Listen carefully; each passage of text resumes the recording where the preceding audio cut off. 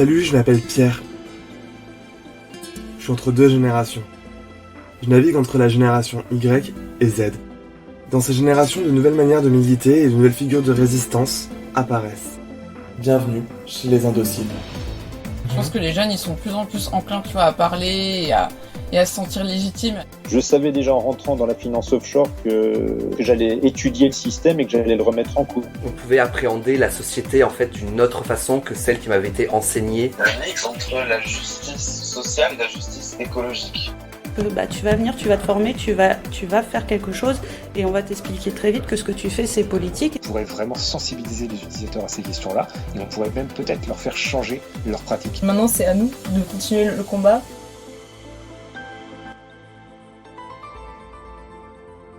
Aujourd'hui, on se retrouve pour le deuxième épisode d'Héloïse, la présidente du BAM, le bureau d'accueil et d'accompagnement des migrants.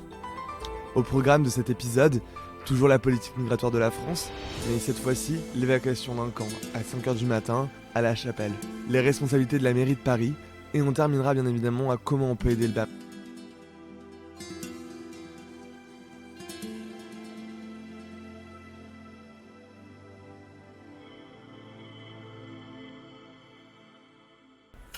D'ailleurs, suite à ce manque de logique, moi j'aime bien les idées préconçues à la con.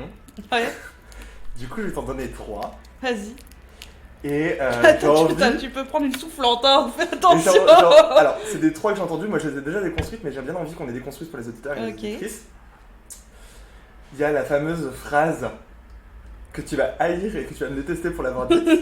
C'est possible. On ne peut pas accueillir toute la misère du monde. Pauvre Michel Rocard. Michel Rocard, d'ailleurs cette phrase il faut la compléter parce que moi j'aime bien aussi quand les gens emploient des arguments qui soient complets, c'est on ne peut pas accueillir toute la misère du monde mais la France doit en prendre sa juste part. C'est ça la phrase exacte de Michel Rocard. Bon, déjà ça se discute largement rien que sur la phrase de base, mais elle ne veut pas dire la même chose que la France ne peut pas accueillir toute la misère du monde. On n'est pas... C'est deux... D'ailleurs, je crois qu'il en avait fait une maladie de jamais avoir... Bref. Je suis pas rocardienne, donc je m'en fous un peu qu'il en ait fait une maladie, mais t'as quand même ce truc de dire, bon, la France doit respecter la Convention de Genève, t'as un truc très de gauche humaniste, doit respecter la Convention de Genève, doit respecter ses obligations internationales, ça c'est, doit en prendre sa part. Maintenant, ne peut pas accueillir toute la misère du monde, alors, déjà ça va avec la politique coloniale de la France. Enfin, on ne peut pas parler de questions migratoires sans parler de politique coloniale.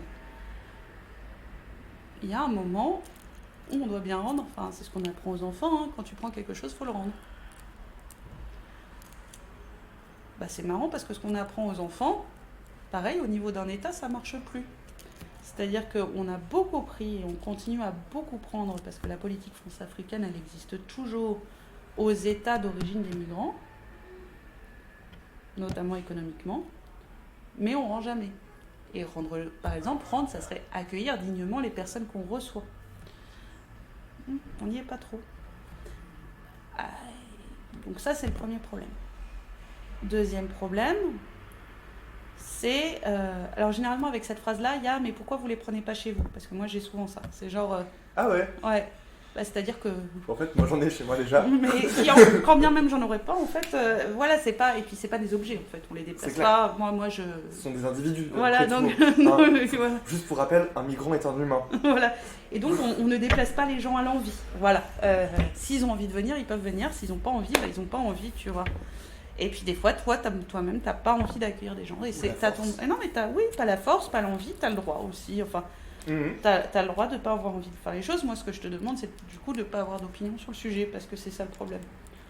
Ou en tout cas, de ne pas l'exprimer. C'est déjà pas si mal.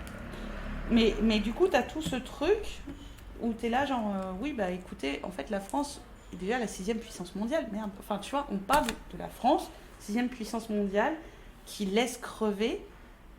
Là, sur le bateau, là, le dernier, il y avait 400 migrants.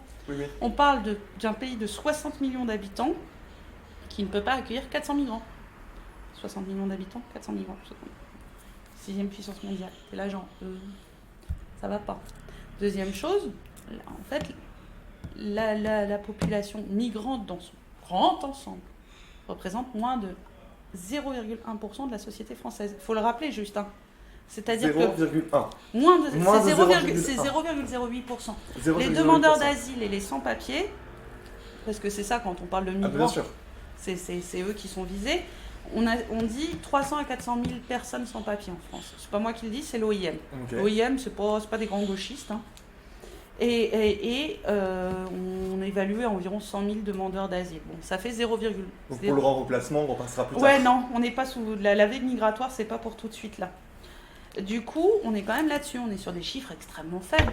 Allez, en gros, à la louche, 500 000 personnes. 500 000 personnes, 60 millions d'habitants. 64. C'est une petite ville, quoi. C'est moins qu'une... Ouais, c'est toute petite ville. Ouais, c'est quoi? C'est Toulouse? Ouais, c'est Toulouse. Voilà. Donc, la France, Toulouse. La France, Toulouse. C'est ça, c'est dans une logique imparable, encore une fois, je trouve que c'est fabuleux. Donc, bon, c'est pas tout de suite, tu vois. C'est pas tout de suite. Et puis, c'est des gens, je rappelle, qui payent des impôts pour les sans-papiers, payent des impôts en France. Cotisent quand ils ont des fiches de paye aux caisses de retraite. Non, mais parce que moi, c'est comme pour les putes, Et ça, ben, on en oublie fait, qu'elles cotisent. C'est trop bien. Ah, je Parce te que fais tu une sais quoi transition. C'était exactement une des idées préconçues que j'avais récupérées un peu dans le débat public.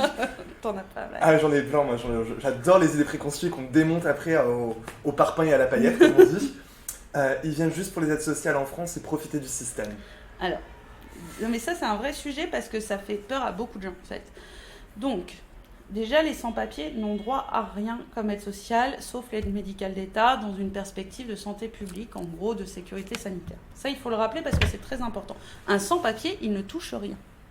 Parce que, non, c'est vraiment utile. Parce qu'on a trop tendance à mélanger sans-papier et demandeur d'asile. Un sans-papier, quand quelqu'un est régulier sur le territoire français, c'est-à-dire quand on ne lui a pas donné le droit de séjourner sur le territoire français, il n'a rien, que dalle, walou, vraiment rien. Donc il doit se débrouiller pour vivre. Ok. Parce que personne ne vit d'air et d'eau fraîche. J'en aimerais. Un demandeur d'asile, il a le droit à une allocation Avant, les demandeurs d'asile avaient le droit de travailler pendant leur demande d'asile. Désormais, c'est plus le cas. Donc c'est l'État qui leur a dit vous percevrez une allocation de demande d'asile qui est de l'ordre de 250-270 euros. Ce qui est déjà en dessous du RSA, oui. comme on l'a déjà abordé tout à l'heure. Ce qui est largement en dessous du RSA. Hein. RSA, Voilà. c'est 470 euros, 520 euros, tu vois. Bon. Après, c'est modifiable en fonction de... C'est pareil, l'allocation du demandeur d'asile, si t'es marié, enfin, si t'as un conjoint, si t'as des enfants, etc. Mais en gros, la base, c'est ça. Si t'es hébergé ou pas, parce que ça, c'est modifié. Mais globalement, c'est une allocation de demande d'asile. C'est parce que tu es demandeur d'asile et parce que tu rentres dans le cadre d'un texte international qui lie la France à d'autres États, qui est la Convention de Genève, qu'on a signée en 1951, ça remonte un peu, mais quand même, les gens devraient s'en souvenir, enfin en tout cas les politiciens devraient s'en souvenir, qu'on a droit à cette allocation de demandeur d'asile, et aussi au titre d'un texte de l'Union européenne sur le droit à la vie privée et familiale, etc. etc. Donc c'est la directive accueil, elle n'est pas trop nouvelle non plus, elle date de 2004. Je veux dire, concrètement, on est quand même relativement bordé. Donc on te dit, en fait, si tu viens en France, on doit pouvoir t'accueillir dignement. Ish. Oui, on s'accordera sur le mot dignement. Mais en gros, ça participe de ça. Donc, les demandeurs d'asile ont aussi droit à autre chose. C'est le système de sécurité sociale qui est propre aux demandeurs d'asile, qui s'appelle la PUMA, qui est en gros plus ou moins l'équivalent de la CMU-C pour les demandeurs d'asile. Donc, elles sont où, les aides sociales ? Elle est où l'aide sociale ? Est-ce que on parle de quelle aide sociale ? Enfin, moi, je veux savoir de quelle aide sociale on parle. Parce que techniquement, tu n'as pas le droit aux allocations chômage, tu n'as pas le droit aux arrêts maladie. C'est où ? Ben, c'est nulle part. Non, mais en vrai, c'est une vraie question. Je suis là, genre, mais de quoi tu parles, en fait ? C'est ça la vraie question. Parce que si tu me parles de l'ADA, tu parles d'un sous-RSA. Donc en fait, se taper 6000 bornes pour toucher 270 balles, franchement, faut vouloir s'accrocher, tu vois. Enfin, tu fais pas... Non, ça vaut pas le coup. Surtout quand toi-même, tu as peut-être une situation dans ton pays d'origine qui t'allait très bien et avec laquelle tu travaillais. Il faut pas oublier que les gens, quand ils ont tout quitté, ils travaillaient pour la plupart. C'est-à-dire que nous, on part du principe que c'était des glandus dans leur pays d'origine parce qu'on a un fantasme sur le fait que tous ces gens, c'est des branleurs. Parce que... Non, mais c'est ça l'idée. Ah mais Désolé, oui, je suis un peu crue. Non, pardon. mais je trouve que c'est très bien et je pense que on peut parler du nombre de médecins qui arrivent de Syrie et qui n'ont pas eu le droit de participer en France pendant l'effort du Covid et qui ont voulu participer à qui on a refusé le droit. Ouais, par exemple, on peut aussi dire que les gens qui arrivent actuellement en France, les personnes qui participent à l'immigration sont tout autant diplômés que les Français. Et ça, il ne faut pas oublier ça. Parce que les gens ont tendance à penser que, c'est des gens qui n'ont pas été à l'école. Alors ça, moi, ça me tue. Ce n'est pas parce que tu ne parles pas le français une bonne fois pour toutes que tu n'as pas été à l'école. Alors ça non mais c'est un combat. Hein. En vrai, dire ça, c'est un combat. Donc, ça a l'air de rien, mais c'est genre, oui, monsieur ne maîtrise pas français, mais il parle l'arabe littéraire. Tu parles l'arabe littéraire ? Moi, je ne parle pas l'arabe littéraire. J'aimerais beaucoup, mais je ne parle pas l'arabe littéraire. Ou monsieur a été à l'école, voilà, dans une autre langue. Ah bon ? Et du coup, dans la tête d'un Français, ça donne ça va pas. Ça veut dire, il n'a pas été à l'école. Si, mais pas dans... Bref. C'est ça les clichés. Ils n'ont pas été à l'école. Parce que en termes de clichés, moi j'en ai vécu plein dans des réunions d'information là dans le 18e arrondissement, c'était horrible quand les camps sont installés. À quoi on a eu le droit aussi Ils vont apporter des maladies. Alors techniquement, les maladies avec lesquelles ils arrivent, c'est des maladies qui sont liées à des problématiques dans les pays d'origine, mais c'est aussi beaucoup lié à des problématiques de santé liées au voyage. Le fait de s'être déplacé, tu fais pas 6000 km en fait sans avoir mal aux membres inférieurs. C'est pas vrai. Tu as des problèmes aux genoux, tu as des problèmes aux pieds, et souvent aussi ça s'accompagne de problèmes cardiaques. Parce que les maladies des migrants, c'est ça en fait. On oublie ça, mais voilà.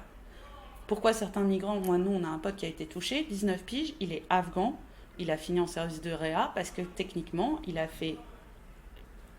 l'Afghanistan, c'est un pays où il y a énormément de charbon, etc. Donc ses poumons sont lattés. Et c'est un grand sportif, contrairement à... Il fait du sport tout le temps, c'est fou.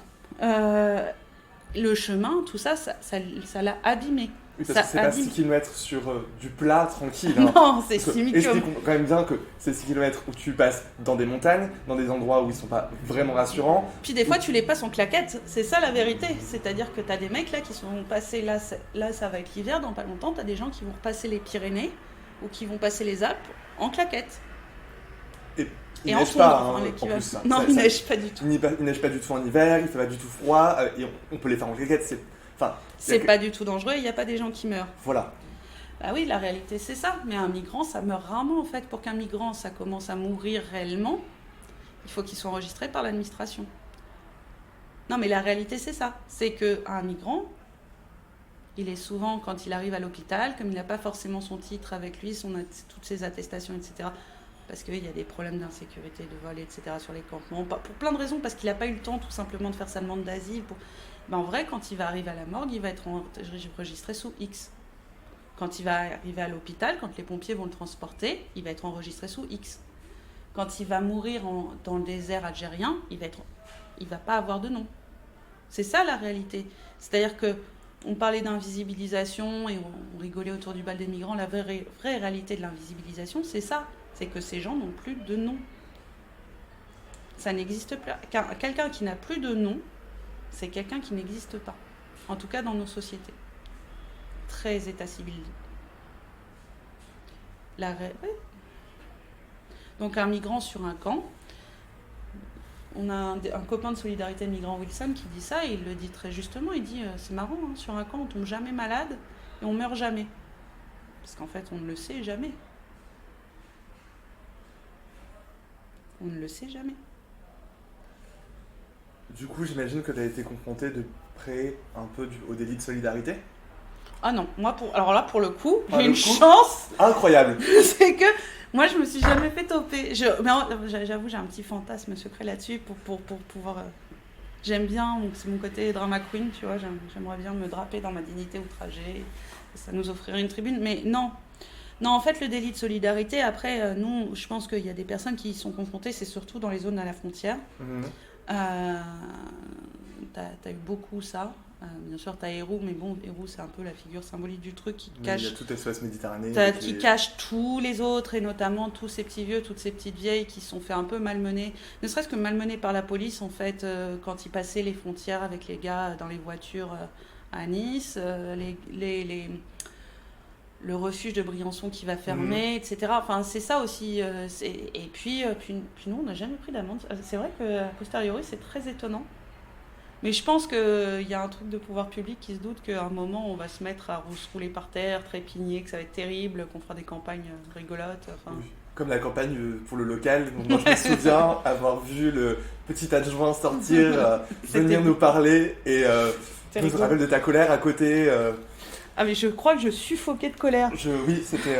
Mais vraiment, j'arrivais plus à me maîtriser. Et pourtant, je suis plutôt quelqu'un qui est dans la maîtrise, en fait. Mais je suffoquais. Non, mais il nous a quand même dit que c'est nous qui mettions les gens dans le froid. C'est ça qui m'a fait péter un câble. J'étais là genre, nous, parce qu'on fait une manifestation qui va durer 2 heures, c'est nous qui mettons les gens dans le froid. C'est pas vous qui n'accueillez pas et n'hébergez pas les publics en grande vulnérabilité, parce que c'est quand même la responsabilité de la mairie de Paris, hein. Et c'est aussi pour ça qu'on a créé le BAM, parce que ça, c'est un vrai sujet. La question de la responsabilité, c'est un enjeu pour tous les migrants. C'est-à-dire de dire à un migrant, voilà qui est responsable, si jamais il y a un problème. Et on l'a vécu à la maison des réfugiés, de là où est né le BAM. Ce pourquoi aussi on a décidé de se créer sur le modèle associatif et pas sur le modèle de collectif, c'est aussi pour qu'il y ait quelqu'un qui soit responsable en cas de problème.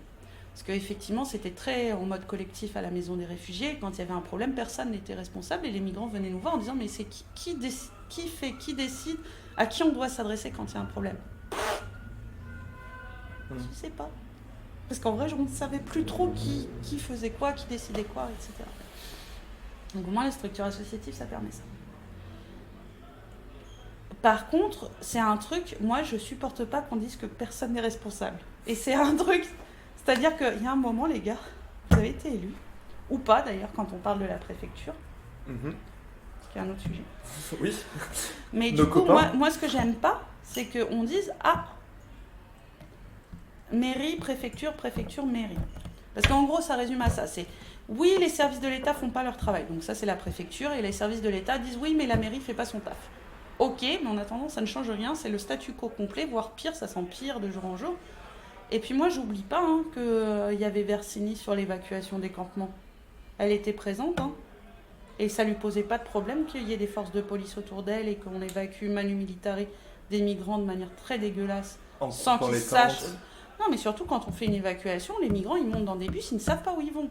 Alors, est-ce que tu veux bien nous expliquer ce que c'est qu'une évacuation à 5h du matin à Paris, à la Chapelle, parce que j'en ai jamais vu, mais on avait déjà discuté ensemble, et c'est un truc que je pense que les gens ne savent pas ce que c'est. Alors, il y a une évacuation, comment ça se passe ? Alors, maintenant, elles sont plutôt du côté de Saint-Denis, maintenant, les évacuations, mais quand tu vas dans le nord de Paris, tu as des camps, ils sont plus petits maintenant, mais avant, tu avais des camps de 1200, 1500 personnes. Donc, c'est un village, 1500 personnes. À 4h du matin, la police commence à fermer les accès autour du camp.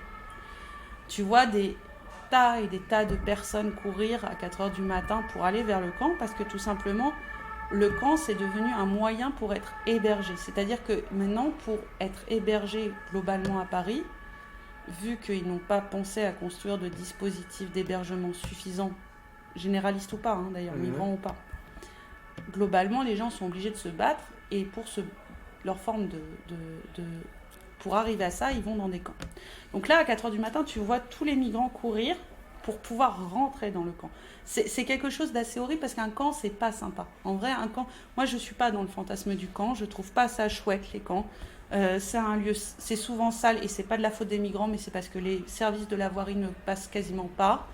Parce qu'ils sont dans l'autogestion pour la sortie des poubelles et souvent on leur fournit pas de poubelles et du coup, c'est compliqué. Parce qu'il n'y a pas d'eau sur un camp, parce que justement la municipalité ne veut jamais installer de point d'eau. Donc en fait, tu mets n'importe quel humain sans eau, sans poubelle, sans rien, sans voirie, et ton truc vire très vite porcherie. Donc moi des fois je suis assez impressionnée par tous les dispositifs qu'ils mettent en place pour pas que ça vire à la catastrophe. Mais un camp, il y a des rats, concrètement. Un camp... c'est pas génial un camp, il y a des tentes partout. Il fait froid, il pleut. Enfin, moi, le fantasme du camp, parce que c'est le cas de beaucoup de soutiens qui fétichisent un peu le camp, moi, je dirais toujours que je préfère des gens hébergés que sous des tentes. Enfin, moi, la fétichisation du camp, bof. Et puis, parce qu'en plus, je sais que le camp, ça permet à l'État de temporiser sur les prises en charge. C'est un mécanisme qui est décrit. L'encampement, c'est ça, c'est de mettre des gens sous des tentes en attendant de trouver une solution qu'on trouve généralement jamais. Et c'est un cycle infernal qui permet à l'État de se dédouaner en disant « Ouh, vous regardez, voyez, ils ont... » L'État au sens large, ça comprend aussi les municipalités. Bien sûr.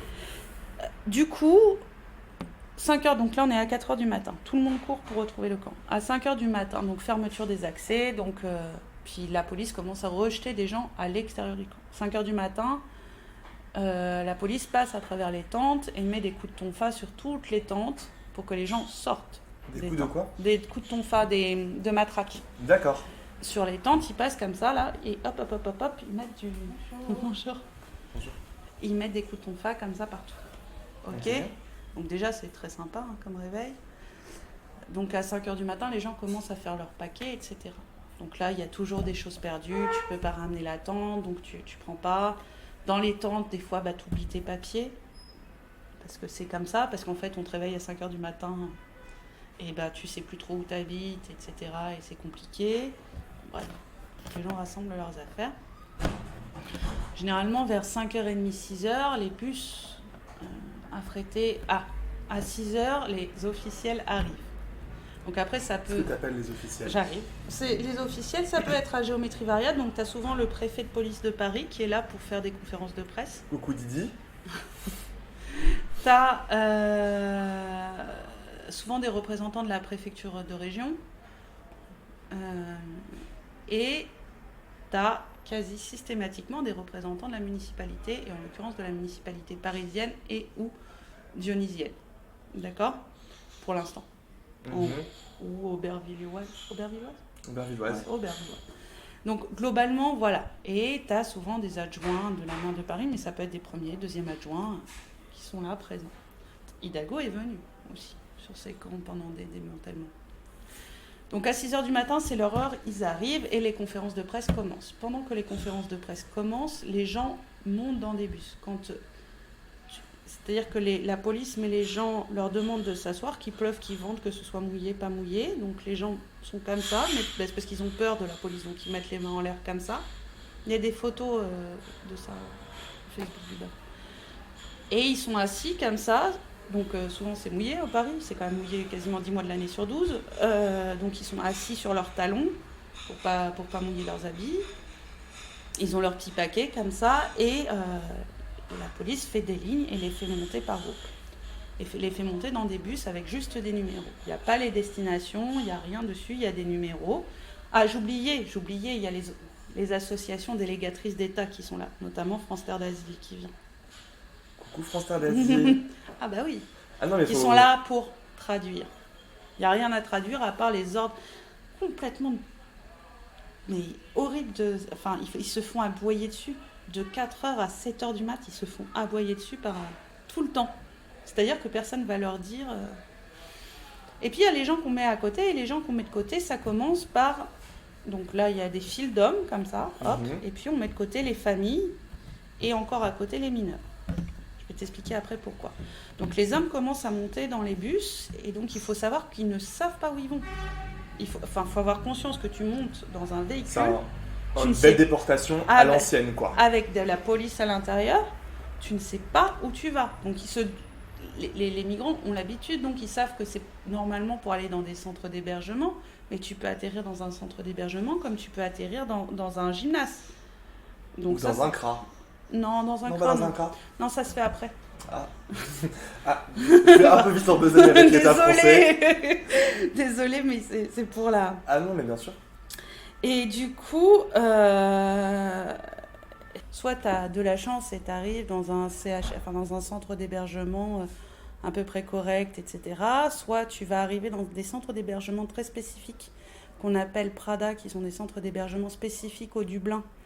Et qui sont, en gros, tu arrives dans un centre d'hébergement ou dans un gymnase. Là, il y a un premier tri avec des personnes de l'OFI et des agents de préfecture, plus ou moins, qui sont là pour vérifier, en gros, si tu es un demandeur d'asile acceptable, dans le sens où est-ce que tu es un demandeur d'asile en procédure normale ou en procédure accélérée, mais surtout si tu n'es pas Dublin ou pas en fuite, etc. Ok, parce qu'à partir du moment où tu es un demandeur d'asile en fuite ou un sans-papier, parce qu'il y a aussi des sans-papiers sur les camps, on va te dire, monsieur, il va falloir partir de cet endroit, d'accord, au bout d'un temps. Généralement, ça peut être une semaine, comme ça peut être un mois. Donc voilà, mais ça permet au moins d'être à l'abri pendant un mois, voilà, dans une chambre avec accès aux sanitaires, ce qui est important. Donc ça vaut le coup de jouer à la loterie aussi, hein, des fois. Parce que comme tu n'as droit à rien du tout sinon. Et puis on va aussi checker donc, si tu es Dublin, donc ça veut dire si tu as déposé tes empreintes dans un pays de l'Union européenne qui n'est pas la France, pour t'y renvoyer pour faire ta demande d'asile. Parce que ce pays où tu auras déposé tes empreintes sera considéré comme le pays qui est responsable de ta demande d'asile. Exemple, tu es passé par l'Italie. L'Italie va être considérée, et tu y as déposé tes empreintes, l'Italie va être considérée comme le pays responsable de ta demande d'asile, quand bien même tu n'aurais jamais voulu finir en Italie, en fait. Donc ça, c'est le système Dublin. Donc là, on va vérifier plusieurs choses. Donc si tu es Dublin, on va t'orienter plutôt vers un centre d'hébergement très spécifique qu'on appelle les PRADA. Et les PRADA, c'est des centres d'hébergement spéciales personnes dublinées, où la police a le droit d'intervenir. Donc ça permet de faciliter les expulsions vers les pays de l'Union européenne. Ok ? Parce que normalement, la police n'a pas le droit d'intervenir à l'intérieur d'un centre d'hébergement. Il y a même eu des grèves de travailleurs sociaux là-dessus. Et puis, si tu es en fuite, c'est la même chose. Donc, en fuite, quand tu ne t'es pas présenté à la préfecture, en gros, et que tu es sous Dublin, tu vas être considéré comme en fuite. Donc, normalement, la France, quand tu es sous Dublin, a 6 mois pour t'expulser. Si tu es en fuite, là, la France, le délai passe à 18 mois. Donc, au lieu de faire ta demande d'asile en étant Dublin, puis ta demande d'asile, où en gros, tu en as pour 1 an et demi de parcours, là, tu as quasiment 3 ans devant toi le temps que tu finisses tout. Voilà. Donc, le problème, c'est ça. Et puis, alors, si tu perds à la loterie, tu finis dans un gymnase entassé à 50 sur des lits de camp, avec très peu de douches et très peu d'accès aux sanitaires. Ça, voilà. Ça, c'est, comme disent les migrants, souvent, c'est toi et ta chance. Donc ça, c'est la réalité de ce que c'est qu'une évacuation. Pour finir aux 2 groupes qui avaient été séparés, donc, les familles sont amenées dans un dispositif spécifique à Paris qui s'appelle la CAFDA, qui est le centre, en gros, le premier accueil pour les familles. Voilà, et généralement, ils sont orientés vers des centres d'hébergement spécial famille. Par contre, si tu es mineur, les gens vont t'amener dans le dispositif d'évaluation, enfin la police va t'amener au dispositif d'évaluation des mineurs isolés étrangers, qui va procéder à une évaluation de ta minorité, ce qui est plutôt dans le dispositif d'évaluation, dans le demi, c'est plutôt une évaluation de ta majorité, d'accord ? Parce qu'il faut se rappeler que pour les mineurs isolés étrangers, dit MNA, maintenant mineurs non accompagnés, il faut, normalement, t'es présumé mineur. Donc là, tu es plutôt présumé majeur, parce qu'il faut savoir que ce dispositif d'évaluation des mineurs isolés étrangers, il met dehors 92% des enfants qui se présentent à lui. Parce que ça reste des enfants. En fait, un mineur isolé, c'est un enfant. Voilà. C'est un enfant généralement jeune. Et ça se fait sur des critères notamment très physiques. Donc quand tu es une meuf, que tu as des seins et que tu as une voix un peu assurée, etc., on va te mettre dehors. Parce que tu vas être considéré comme majeur. Tu as des poils, tu es grand, tu as de grandes chances d'être... Voilà. Tu vas être mis dehors aussi parce qu'on va dire que tu es majeur. Discrimination faciès, quoi. Oui. Bien sûr. Mais comment tu vas arriver sinon à mettre 92% des personnes dehors ? Donc voilà, donc ces petits, en fait, ils vont se retrouver sur les camps. Quand ils vont on reprend l'autre groupe, donc le groupe des personnes majeures, pas familles, pas mineures. Quand ils vont arriver dans les centres d'hébergement, souvent, certains centres d'hébergement, ils sont dans la pampa, il n'y a rien autour. Pas de transport en commun. Parfois, il faut marcher 1h30 pour rejoindre la gare, ce qui est énorme, parce qu'on parle de gens qui n'ont pas de moyens, de bus, etc. Donc voilà, donc c'est très compliqué. Qui n'ont pas de voiture. Parce que souvent, les gens qui habitent dans pour le coup, j'en reviens, dans ces grandes banlieues, elles ont des voitures. Voilà. Ou des personnes qui les déposent aux gares, etc. C'est comme ça que ça marche en vrai. Là, t'as pas ça. Donc, il y a un centre d'hébergement qui est à Pétaouchnac et il doit faire genre 2 heures en plein milieu d'une forêt pour rejoindre la gare.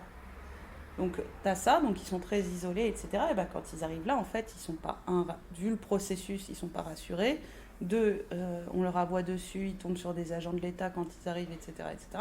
Bon, ils mettent les voiles. Et puis 3, ils comprennent que, on leur explique gentiment que s'ils sont Dublin, ils n'ont rien à faire là. Bon, bah, au bout d'un moment, ils retournent sur les camps. Donc c'est un serpent. Enfin, c'est le serpent qui se mord la queue tout le temps. C'est un cycle infernal. Là, sur les camps, tu as une grosse partie du Dublin mis en fuite, donc ils ne sont pas présentés à la préfecture, de Dublin et de déboutés de l'asile aussi un petit peu, mais pas tant que ça. Donc c'est ça le vrai problème des camps, c'est qu'ils ne s'arrêteront jamais. En fait, tant que ça sera fait comme ça, eh ben, ça ne s'arrêtera pas, parce qu'il faut expliquer aux gens là où ils vont en fait. Est-ce que toi, tu accepterais de monter dans un taxi sans savoir où tu vas ? Moi non, hein, perso, moi je me verrais déjà trucider 500 fois, enfin non, je ferais pas ça. Ils ont confiance. En fait, ce qui est assez hallucinant, c'est que les mecs ont suffisamment confiance dans un état extrêmement défaillant pour pouvoir monter dans un bus sans se poser de questions. Enfin, c'est quand même... C'est dingue. C'est ouais. Moi, clairement, tu me mets dans le bus ou tu me mets dans un train, je te regarde, je fais non, ma puce, hein. Je redescends tout de suite. Alors, juste, oui, ça pour revenir là-dessus, la mairie de Paris a en charge les personnes vulnérables. Dans les personnes vulnérables, il y a les familles, les personnes âgées, les personnes handicapées, etc., etc. Donc tout ça, c'est de leur compétence quand même. Les femmes très isolées, les femmes enceintes. Ça, c'est la compétence de la mairie de Paris de mettre à l'abri ces personnes-là. La compétence du département de Paris, qui est liée à la mairie de Paris, pour le coup à Paris, puisque c'est un peu ce truc un peu spécifique, porte aussi sur les mineurs isolés étrangers. Donc techniquement, c'est la mairie qui subventionne le dispositif d'évaluation des mineurs isolés étrangers à Paris. C'est la mairie qui doit être en charge de la mise à l'abri. Ah ouais. Coucou Anne.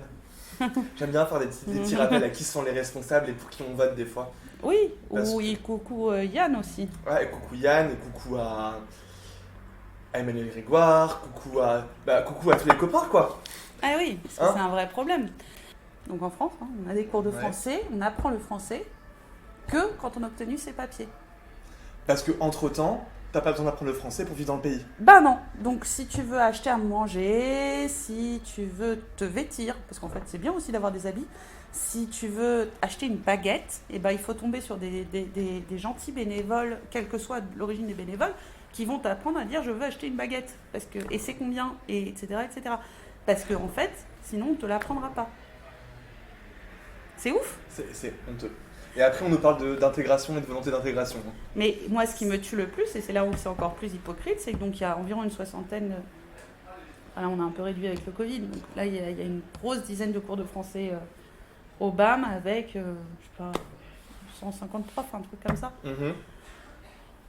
Ce qui me tue, c'est que chaque année, tous les 3 mois environ, la mairie de Paris nous appelle pour savoir si on veut figurer dans son guide. Ce qui s'appelle Soliguide là pour les personnes précaires. Je fais mais non, non. Comment les politiques se servent de l'associatif pour montrer qu'il fait une action ? Bah c'est toujours ça, mais ça c'est le problème aussi des associations qui ont voulu jouer des politiques en voulant toucher des subs. Ça pour le coup, c'est clair. Moi là-dessus je suis pas. Je pense qu'une association peut faire sans subvention. Mais après. Il faut accepter plein de règles du jeu, c'est-à-dire pas avoir de salariés, faire avec les moyens du bord, faire très attention à l'argent, etc., etc. Et du coup, on en arrive à qu'est-ce que les auditeurs, les auditrices, ils peuvent faire, en plus d'envoyer des Nokia, qu'est-ce qu'ils peuvent faire avec les chargeurs. Avec les chargeurs, on n'oublie pas, les Nokia, c'est avec le chargeur, obligatoirement pour partir en CRA, parce que le CRA, c'est cracra. Et je vous fais des petits slogans comme ça en 2 minutes. Non, ils sont bien. Qu'est-ce qu'on peut faire ? Alors, qu'est-ce qu'on peut faire ? Déjà, on peut venir et filer de son temps. Parce qu'en fait, c'est bien de... Alors, bien sûr, tous les présidents d'orgas et tous les présidents d'orgas et toutes les orgas vont te dire, adhérer. Oui, ça évidemment, parce que nous, on vit, comme je te le disais, que sur des dons privés et sur des adhésions. L'adhésion BAM, c'est 5 € l'année. Tu peux, bien sûr, donner de l'argent. Parce que donner de l'argent, ça nous permet, en l'occurrence, par exemple, ce pourquoi on peut rouvrir les permanences du BAM là, c'est que le BAM n'est pas très dépensier, donc le BAM a pu mettre... Moi, j'aime bien parler d'argent parce qu'il faut que rouvrir les permanences et les cours de français en investissement masque, gel hydroalcoolique, normes Covid, parce que pourquoi les étrangers n'auraient pas accès aux mêmes trucs, blablabla. Et puis en plus, les masques, c'est quand même un peu cher, etc. Donc il faut les fournir. Ça coûte 2 000 €. Du coup, donnez-nous la cagnotte du BAM. Elle Non, sera mais dans le truc. En elle sera dans le... vrai, ça coûte ça. C'est-à-dire que tout le monde est là, ah, c'est super, vous ouvrez vos permes. Oui, mais ça nous coûte 2000 balles. Et ça 2000 balles en masque et en gel. Et en juste juste pour en la masque et en protection de gel. tout le monde, en fait. Bah oui. Et puis parce que l'État va pas... Bon, tu penses bien que l'État va pas nous fournir soudainement du gel hydroalcoolique et des masques. Pourquoi faire, enfin? Ni LVMH, ni les autres. Hein. J'aimerais bien, ça serait très chic. On aurait Ça des serait- masques Louis Vuitton. C'est la classe à Dallas. Pas du tout kitsch, mais très classe.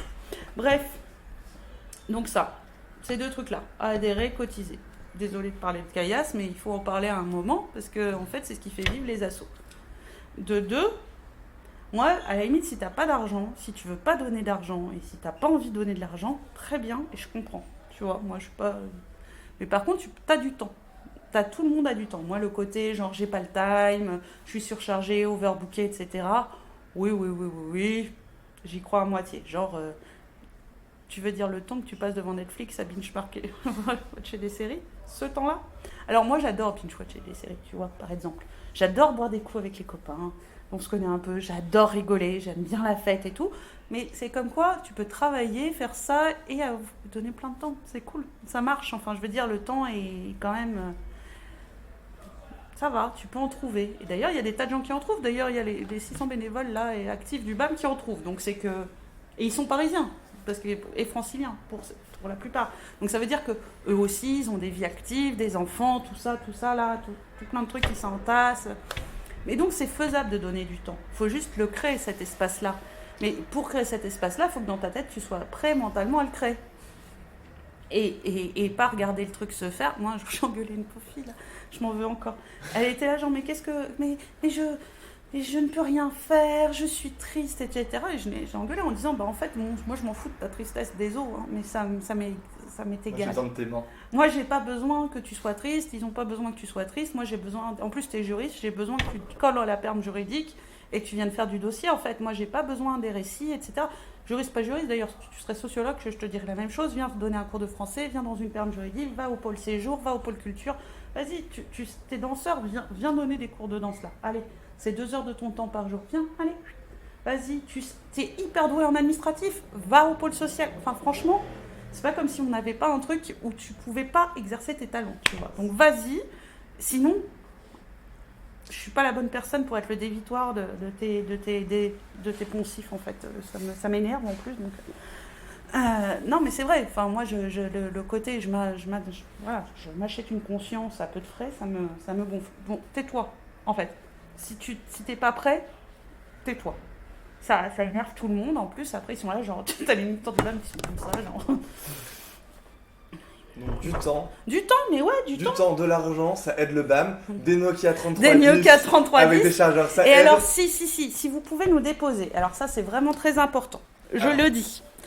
Tout ce qui est produit d'hygiène, parce que nous, on ne fait pas d'aide humanitaire, on ne donne pas de tente, etc., etc. Néanmoins, on voit beaucoup de gens dans nos permanences, et en fait, l'hygiène, l'idée du BAM, c'est quand même aussi la dignité humaine, et en fait, l'hygiène, ça fait partie de la dignité humaine.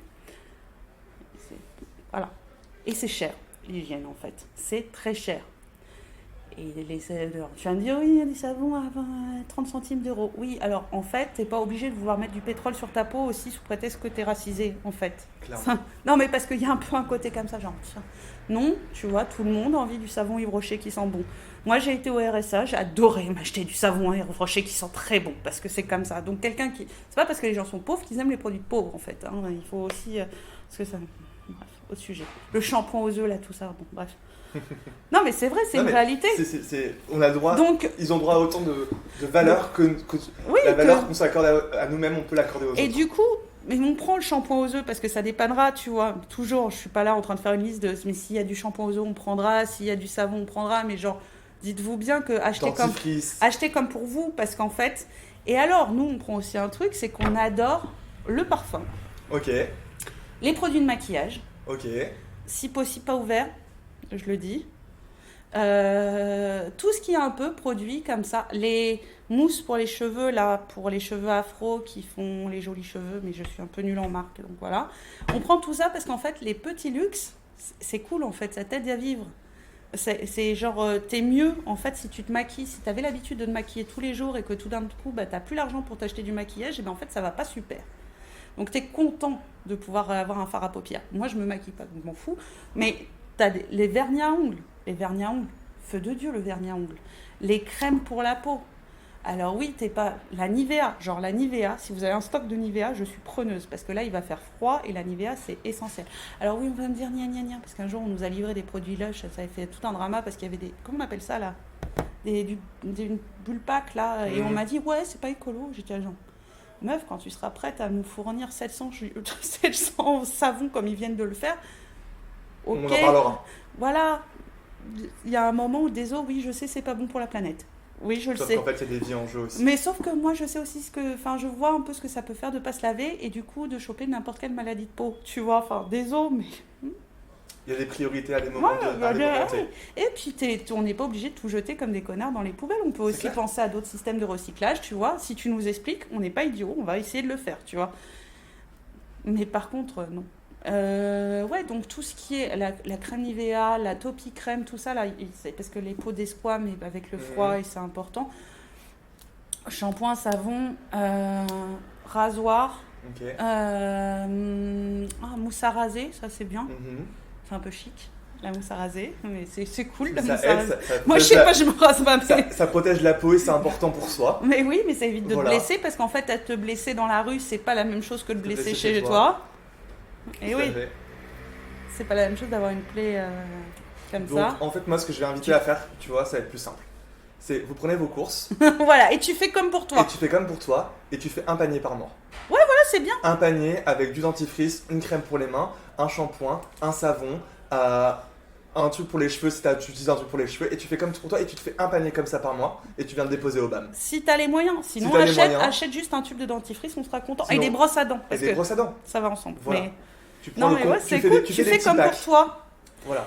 Moi, c'est ce que je fais quand je fais les courses. Par exemple, quand on nous donne de l'argent pour les collectes, moi, j'achète parce que moi, j'en achète du déodorant premier prix, mais j'achète du déodorant parce qu'en fait, c'est bien.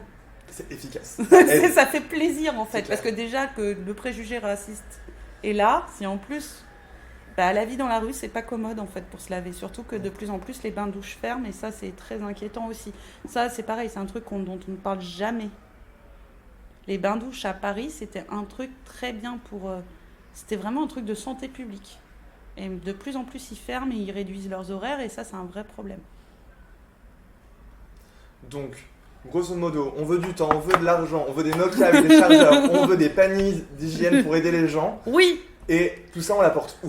On l'apporte au local du BAM, 8 rue du Chef de la Ville, dans le 13e arrondissement. Et c'est trop chic, mais on a l'adresse. C'est grave cool.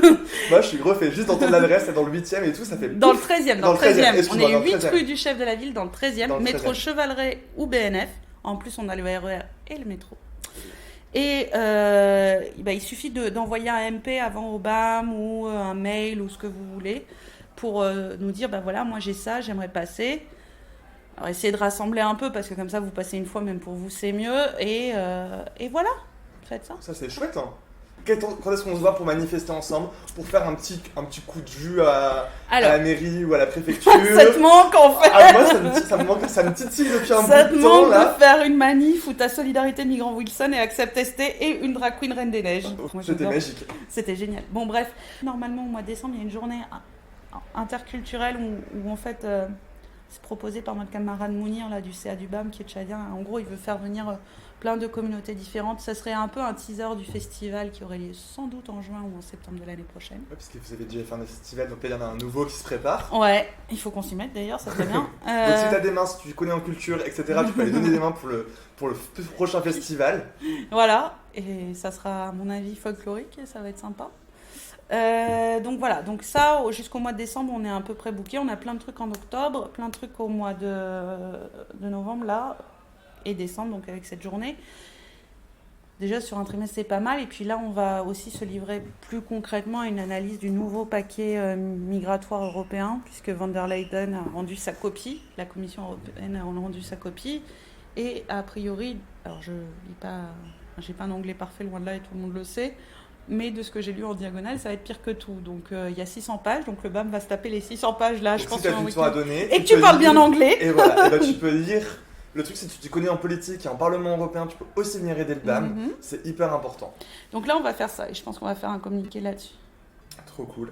Merci beaucoup Héloïse pour ce temps passé avec toi. Je trouve que c'était hyper formateur autant pour moi et j'étais content de partager ce temps avec toi. C'était cool. Moi aussi, je suis un peu sur les starting blocks là. Ah, on a envie de faire la révolution, on en a marre de rester bloqué Une révolution masquée masqué avec et du lait de rage, hydroalcoolique. hydroalcoolique, mais pour défendre nos frères et nos sœurs. Mm. Et moi je vous dis à bientôt pour un prochain épisode.